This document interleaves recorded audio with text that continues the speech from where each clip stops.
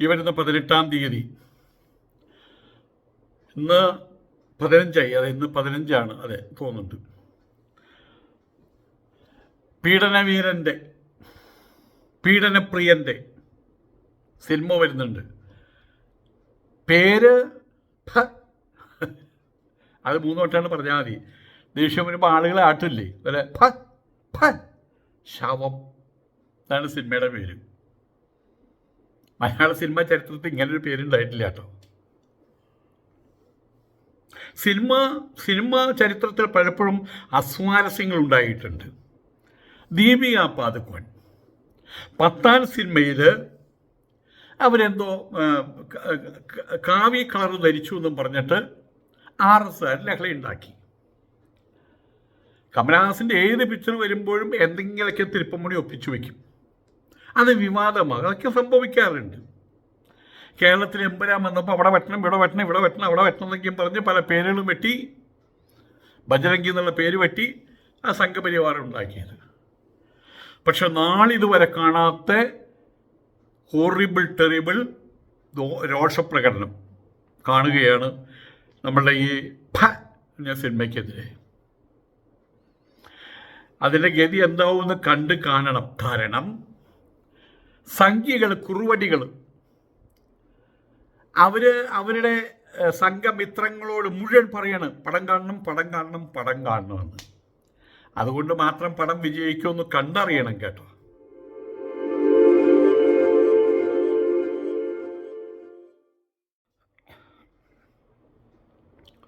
സാധാരണ എന്തെങ്കിലും പ്രശ്നങ്ങൾ സമൂഹത്തിലുണ്ടാവുന്നു, അല്ലെങ്കിൽ രാഷ്ട്രീയത്തിലുണ്ടാവുന്നു, എനിക്ക് വരുന്ന സമയത്ത് ആളുകളൊരു ആവേശം കൊണ്ട് പറയും പ്രതികരിക്കണം. പക്ഷെ അത് കുറേ കഴിയുമ്പോൾ ആരോ പറഞ്ഞ പോലെ തവളയുടെ കാര്യം പാമ്പ് വന്നാൽ കഴിഞ്ഞു, പാമ്പിൻ്റെ കാര്യം ഗരുഡൻ വന്നാൽ കഴിഞ്ഞു എന്നൊക്കെ ഇങ്ങനെ പറയും. അതുപോലെ ഇത് അവസാനിക്കുന്നതാണ് എല്ലാവരും ഒരു പരിധി വരെ വിശ്വസിച്ചു. ഞാനും അങ്ങനെ തന്നെയാണ് വിശ്വസിച്ചത്. ഈ ആവേശം 18-ാം തീയതിയാണ് ഇയാളുടെ ഈ പൊലയാട്ട് സിനിമ പുറത്തേക്ക് വരുന്നത്. അപ്പം അതിനു മുമ്പ് ഇതൊക്കെ ഒന്ന് അടങ്ങും ഒതുങ്ങുമെന്നാണ് വിചാരിച്ചത്. പക്ഷെ അവിടേക്കല്ല കാര്യങ്ങളുടെ പോക്ക്. ഇയാളുടെ സിനിമ കാണില്ലെന്നുള്ള ഉറച്ച തീരുമാനം പ്രത്യേകിച്ചും സ്ത്രീകളുടെ ഭാഗത്തുനിന്നുണ്ടായിരിക്കുകയാണ്, പുരുഷന്മാരുടെ ഭാഗത്തുനിന്നുണ്ട്. ഇപ്പോൾ സിനിമ വരുന്ന സമയത്ത്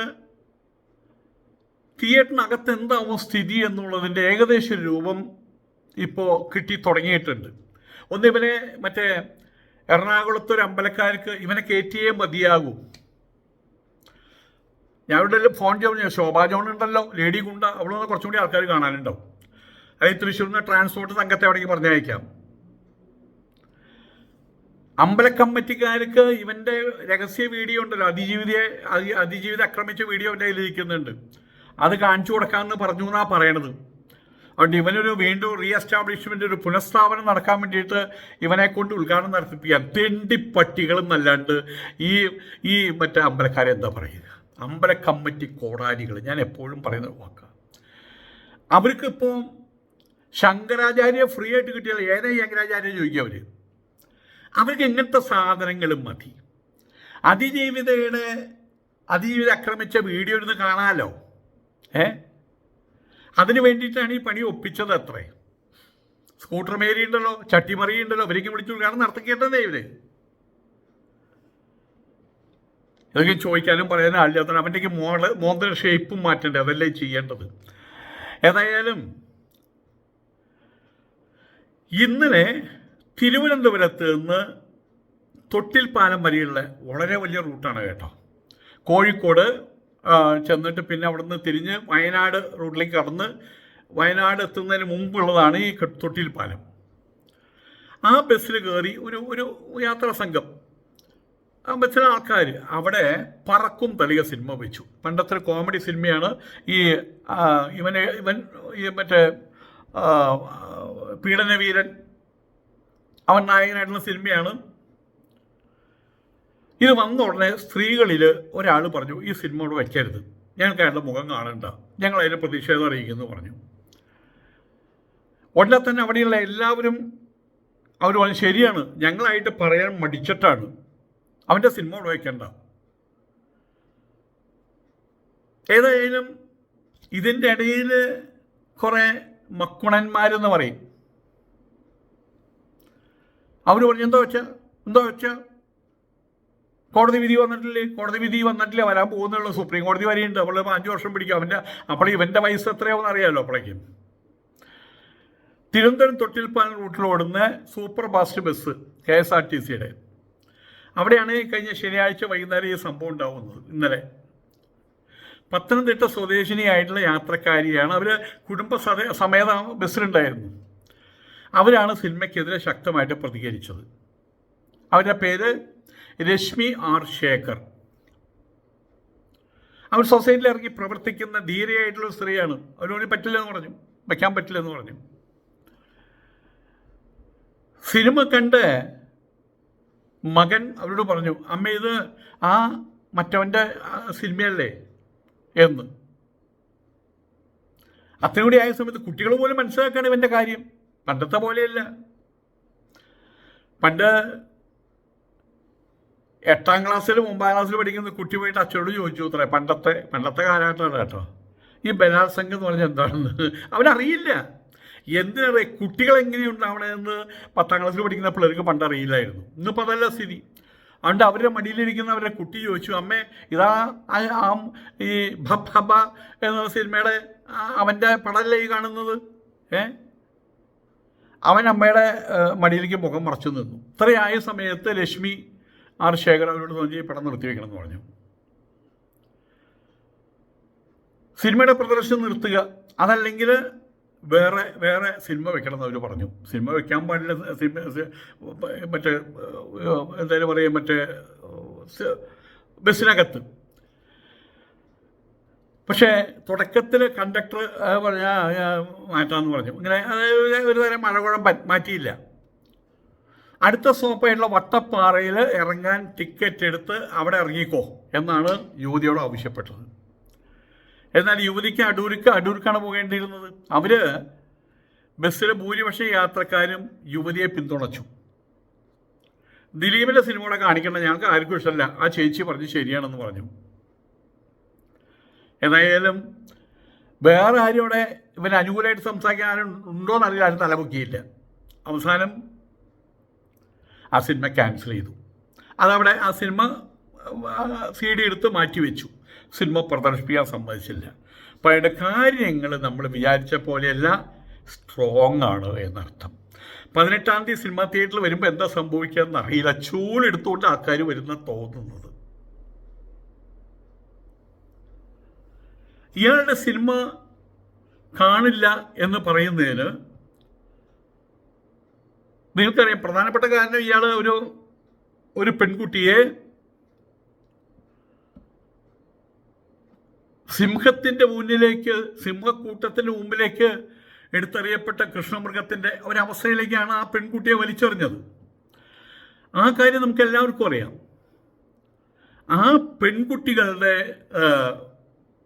മറ്റേ പ്രതികരണങ്ങൾ വന്നിട്ടുണ്ട്. വളരെ ശക്തമായിട്ടുള്ള പ്രതികരണങ്ങളാണ് വന്നിട്ടുള്ളത്. അതും ഇപ്പം ജനങ്ങൾ കണ്ടുകൊണ്ടിരിക്കുകയാണ്.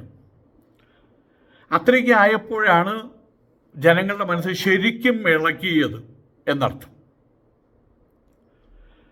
ഇയാളുടെ സിനിമ ഒരു തിയേറ്ററിലും പ്രദർശിപ്പിക്കാൻ ഇവിടുത്തെ വനിതാ സംഘടനകൾ, സ്ത്രീപക്ഷ സംഘടനകൾ അവർ സമ്മതിക്കില്ല എന്നുള്ളടത്താണ് കാര്യങ്ങൾ നിൽക്കുന്നത് വേണം എന്ന് വേണം കരുതാൻ. ഈ ഒരു സംഭവത്തോട് കൂടിയിട്ട്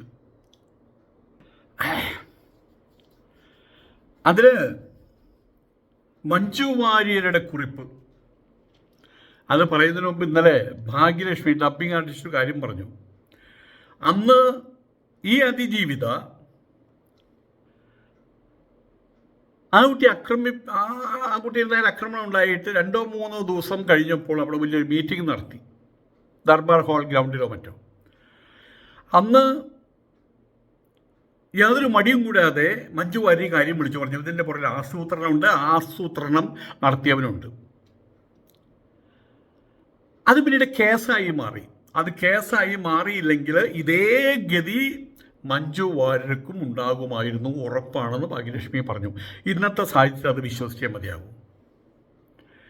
ഏതായാലും മഞ്ജു വാര്യരുടെ കുറിപ്പ് ബഹുമാനപ്പെട്ട ജഡ്ജി വായിച്ചറിയുവാൻ എന്നുള്ള രീതിയിലാണ് ഫേസ്ബുക്ക് പോസ്റ്റുകളാണ്.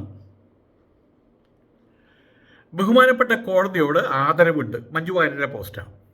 പക്ഷെ ഈ കാര്യത്തിൽ നീതി പൂർണ്ണമായിട്ട് നടപ്പാക്കാൻ കഴിഞ്ഞു എന്ന് പറയാനാവില്ല. കാരണം കുറ്റം ചെയ്തവൻ മാത്രമേ ഇപ്പോൾ ശിക്ഷിക്കപ്പെട്ടിട്ടുള്ളൂ.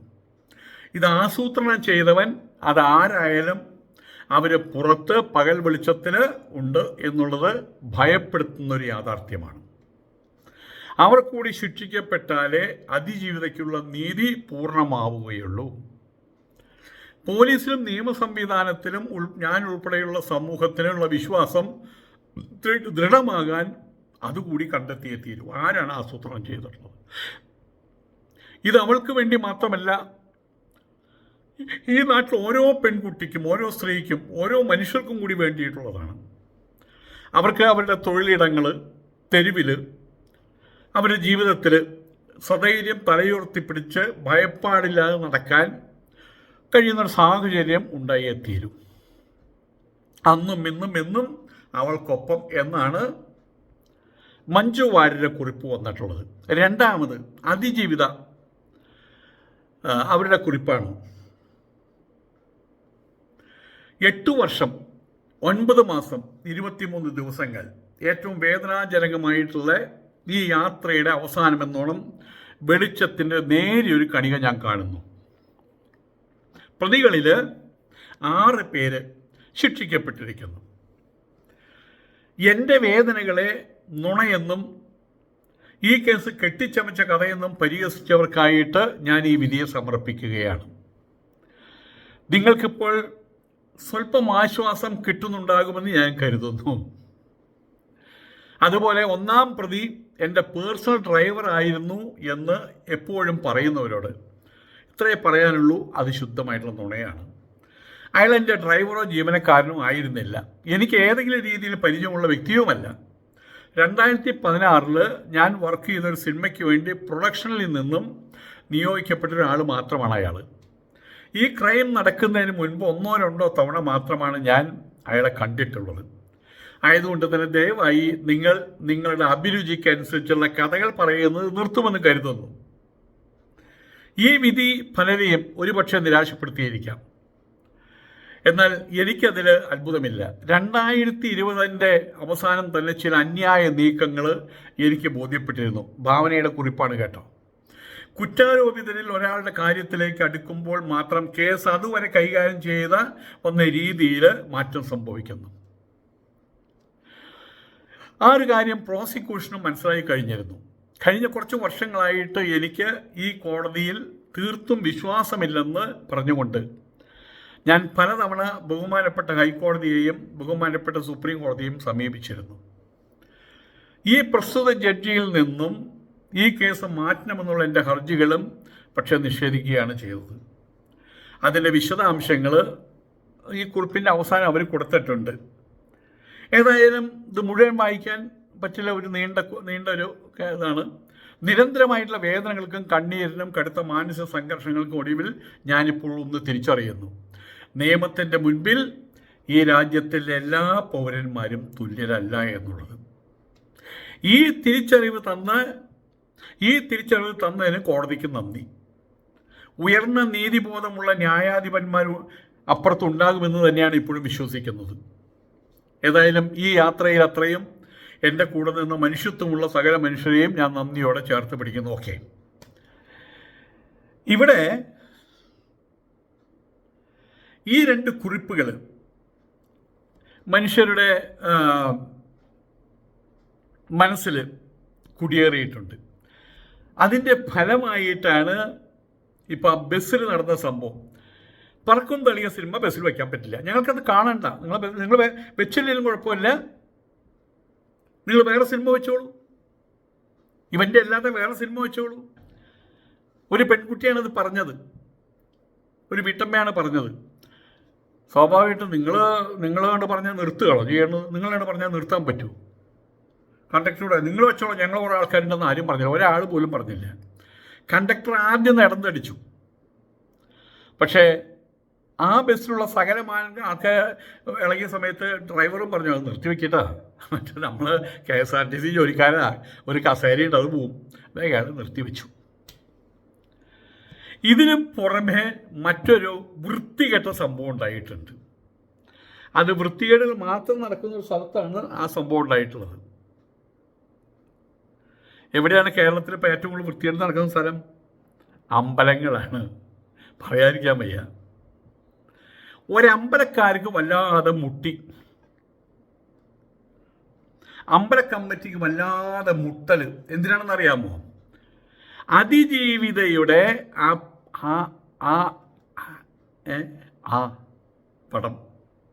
ആ പടമുണ്ടല്ലോ, ആ കുട്ടിയെ ബലാത്സംഗം ചെയ്ത പടമുണ്ടല്ലോ, അതൊന്ന് കാണാൻ മോഹം.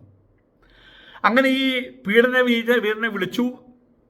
ഇവിടെ എറണാകുളത്ത് അമ്പലത്തിൽ ഏതോ ഒരു അമ്പലം, പ്രശസ്തമാണെന്നാണ് പറഞ്ഞ ഏതോ ഒരു അമ്പലം, ഇവിടെ പേര് കൊടുത്തിട്ടുണ്ട്, പക്ഷെ അത് അതിൻ്റെ നോട്ടീസിൽ ഇവൻ്റെ പേരയ്ക്കും വെച്ചിട്ടാണ് കൊടുത്തുള്ളത്. അതിൽ ചെറിയ അക്ഷരങ്ങളിലാണ് ഈ അമ്പലത്തിൻ്റെ പേര് എനിക്ക് വായിക്കാൻ പറ്റില്ല. ആ അമ്പലത്തിലുള്ള കമ്മിറ്റി കോടാലികൾക്കൊരു ആഗ്രഹം ഈ പടം ഒന്ന് കാണാൻ.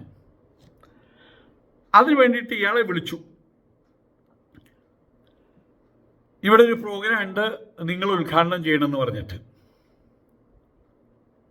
അയാൾ സമ്മതിച്ചു.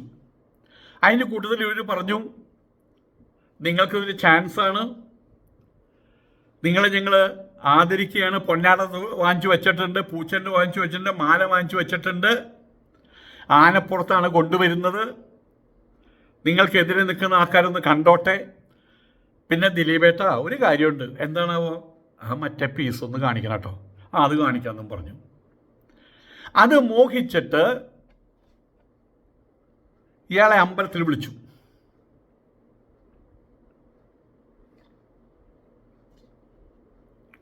വീണ്ടും റീ എസ്റ്റാബ്ലിഷ്മെൻറ്റ് കിട്ടാൻ വേണ്ടിയിട്ടുള്ള തന്ത്രമായിട്ട് ഇയാൾ ഓക്കെ എന്ന് പറഞ്ഞു. നോട്ടീസ് ഇറങ്ങി. പക്ഷെ ഇന്നലെ വൈകുന്നേരം ഇന്ന് കാലത്തോ സ്ത്രീകൾ അവിടെ കൂടി. അവരുടെ മുമ്പിൽ ഒരു ടീച്ചർ, അവരവിടെയുള്ള മിക്ക ഇതിലും പ്രത്യേകിച്ചും നായർ സൊസൈറ്റി കേട്ടോ, അതിലേക്ക് മുൻപന്തിയിൽ നിൽക്കുന്നൊരു അമ്മയാണ്. 70-75 വയസ്സായി കേട്ടോ. അവർ കയ്യും ഉയർത്തിപ്പിടിച്ചു വന്നു, ഇവനവിടെ കയറ്റാൻ പറ്റില്ല എന്നും പറഞ്ഞ്. കൈ ഉയർത്തിപ്പിടിച്ചത് മാത്രമല്ല, കയ്യിനകത്തൊരു സാധനം ഉണ്ടായിരുന്നു. എന്താ അറിയോ? ചൂല്. ഇതുകൊണ്ട് അവനെല്ലാം തല്ലുക, ഇവിടുത്തെ കമ്മിറ്റികളെയാണ് തല്ലുക. കമ്മിറ്റിക്കാർ പേടിച്ചു. കാരണം ഈ ടീച്ചർ ആ ഭാഗത്തുള്ള ആൾക്കാർ മുഴുവൻ പഠിപ്പിച്ചിട്ടുള്ളതാണ്. അവരെ തിരിച്ചൊന്നും പറയാൻ പറ്റില്ല. ജനങ്ങൾ ഇളകി, പ്രതിഷേധമായി. അവസാനം അവരുടെ മോഹങ്ങൾ, എൻ്റെ മോഹങ്ങൾ പൂവണിഞ്ഞു എന്ന് പറയില്ല, അപ്പം ഞങ്ങളുടെ മോഹങ്ങൾ പൂവണിഞ്ഞു എന്ന് പറഞ്ഞതിനെ പോലെ ഞങ്ങളുടെ മോഹങ്ങളൊക്കെ വീട് കരിഞ്ഞു. മറ്റേ പടം കാണാൻ ഇനി പറ്റില്ലല്ലോ. സംഭവം അവിടെ എല്ലായിടത്തും അറിഞ്ഞു. ടി വിയിലേക്ക് വന്നതോട് കൂടിയിട്ട് പീഡനവീരം പറഞ്ഞു, ദയവ് തന്നെ ഒഴിവാക്കുക, എനിക്കും കിട്ടും അടി നിങ്ങൾക്കും കിട്ടും അടി എന്നുള്ള രീതിയിൽ. അങ്ങനെ എന്തിനു പറയണു, അമ്പലത്തിലെ എന്തോ ഒരു സാധനത്തിൻ്റെ ഇതിൻ്റെ ഉദ്ഘാടനം വേണ്ടെന്ന് വെച്ചു. നോട്ടീസ് ഇറങ്ങി, പോസ്റ്ററൊക്കെ ഇറങ്ങിയതാണ്. ഈ ജനുവരി 23-ാം തീയതിയാണ് ഈ പ്രോഗ്രാം അവിടെ അപ്പോയിൻ്റ് ചെയ്തിട്ടുണ്ടായിരുന്നത്. ചൊവ്വാഴ്ച വൈകുന്നേരം 6:30 ഉദ്ഘാടനം നിശ്ചയിച്ചിരുന്നത്. അതിൻ്റെ ഉദ്ഘാടനത്തിനായിട്ട് ആണ് ഇവനെ നോട്ടീസ്, പോസ്റ്ററൊക്കെ ഉണ്ടായിരുന്നു. ഏതായാലും വലിയ പ്രതിഷേധമാണ് ഉണ്ടായത്. അവസാനം കൊച്ചിൻ ദേവസ്വം ബോർഡ് വിവരം അറിഞ്ഞിട്ട് പറഞ്ഞു, എൻ്റെ സുഹൃത്തെ അത് എന്താ വെച്ചാൽ വേണ്ട ചെയ്യും, അടിയും തല്ലും ഉണ്ടാക്കേണ്ട നാണക്കേടാണ്. ഇന്നത്തെ സാഹചര്യം ചിലപ്പോൾ അമ്പലം തല്ലിപ്പൊളിക്കാൻ ഹിന്ദു സ്ത്രീകൾ വരും, ആ ഒരു സാഹചര്യമുണ്ട്. ഏതായാലും അതിൻ്റെ ഉദ്ഘാടനം മാറ്റി വെച്ചു. ഇതിലെ രസം എന്താ അറിയാമോ? ഇന്നിപ്പോൾ അമ്പലങ്ങളുടെ പേര് എങ്ങനെ വരണമെന്ന് അവർ ആഗ്രഹിക്കുന്നത് അറിയാമോ? ശങ്കരാചാര്യർ വന്ന അമ്പലം, വില്ലുമംഗലം സ്വാമിയാർ വന്ന അമ്പലം, പൂന്താനം നമ്പൂതിരി വന്ന അമ്പലം, ഇതൊന്നും അല്ല ഇപ്പോൾ വേണ്ടത്. ദിലീപ് വന്ന അമ്പലം, ലാലേട്ടൻ വന്ന അമ്പലം, മഞ്ജു വന്ന അമ്പലം, ഇതൊക്കെയാണ് ഇപ്പോൾ അമ്പലത്തിൻ്റെ പേരുകൾ. അതെനിക്ക് താല്പര്യം അവർക്ക്. റിമി വന്ന അമ്പലം, ടോമി വന്ന അമ്പലം, റിമി വന്ന് ചന്തി കുലുക്കിയ അമ്പലം, ടോമി വന്ന് മറ്റു കുലുക്കിയ അമ്പലം, ഇതൊക്കെയാണ് അവർക്ക് താല്പര്യം. അമ്പലത്തിനകത്ത് ആന, വെടി, മിമിക്രി, നാടകം, യൂഫോറിയ, നിന്നു തുള്ളല്, സിനിമാറ്റിക് ആട്ടം, അത് മാത്രമായി മാറിയല്ലോ കാര്യങ്ങളൊക്കെ.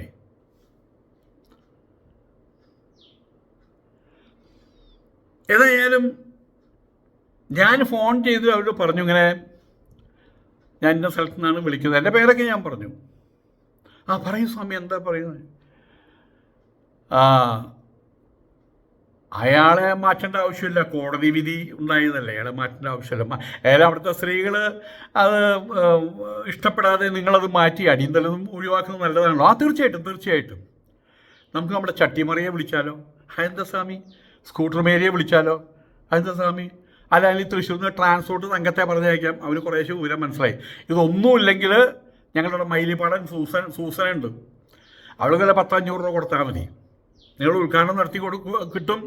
മാത്രമല്ല അന്ന് രാത്രി കഴിഞ്ഞ് പിറ്റേ ദിവസം കാലത്ത് അവളെ പറഞ്ഞയച്ചാൽ മതി.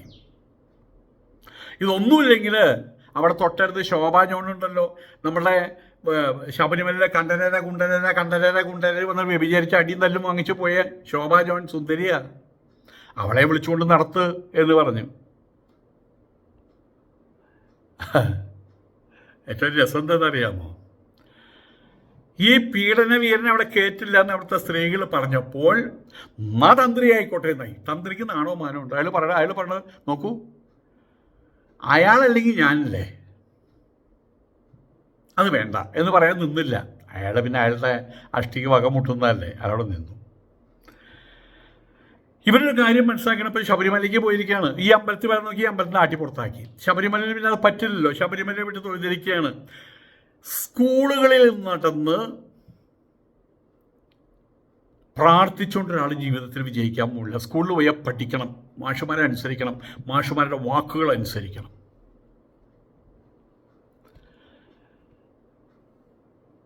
എല്ലാ സ്കൂളിലും പോയിട്ട് പ്രാർത്ഥിക്കുക, കോളേജിൽ പോയിട്ട് പ്രാർത്ഥിക്കുന്നു, മെഡിക്കൽ കോളേജിൽ പോയിട്ട് പ്രാർത്ഥിക്കുന്നു. ഒരാൾ ഡോക്ടറാവും, കഷ്ടപ്പെടണം.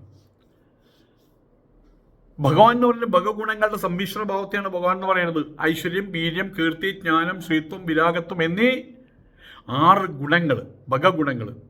അതെവിടെ സമ്മിളിതമാകുന്നുവോ അയാളാണ് ഭഗവാൻ. ആ ഭാവം തന്നിലേക്ക് ആവാഹിച്ചെടുക്കുകയാണ് വേണ്ടത്. പക്ഷെ ഇവൻ ചെയ്തത് എന്താണ്? മറ്റുള്ളവരെ വഴി തടയുന്നു, ചെയ്യാൻ പാടില്ലാത്ത ഏറ്റവും കഠോരമായിട്ടുള്ള കാര്യം ചെയ്യണം. അതിനെതിരെ ആ അതിജീവിതം എന്ത് ചെയ്തു എന്നാണ് പറയുന്നത്?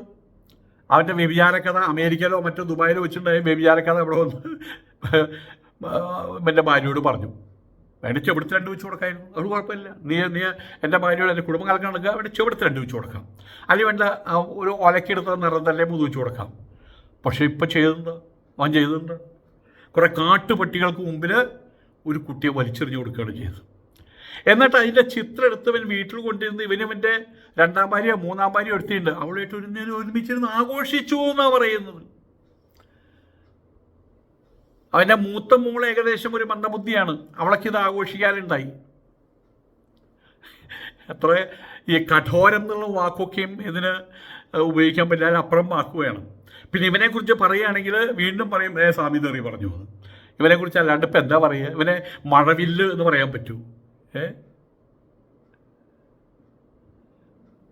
ഇവനെ പറയാൻ പറ്റുന്നത് തെറി തന്നെ ഇവനെ പറയാൻ പറ്റുള്ളൂ. എന്തായാലും പറഞ്ഞു വരുന്നത് ഇത്ര മാത്രമേ ഉള്ളൂ. ഇവനെതിരെയുള്ള പ്രക്ഷോഭം അത് നമ്മൾ വിചാരിച്ചിടത്തല്ല ചെന്ന് നിൽക്കുന്നത്. 18-ാം തീയതി ഇവൻ്റെ പടം തിയേറ്ററുകൾക്ക് പ്രദർശിപ്പിക്കാൻ പറ്റും എന്ന് തോന്നുന്നില്ല.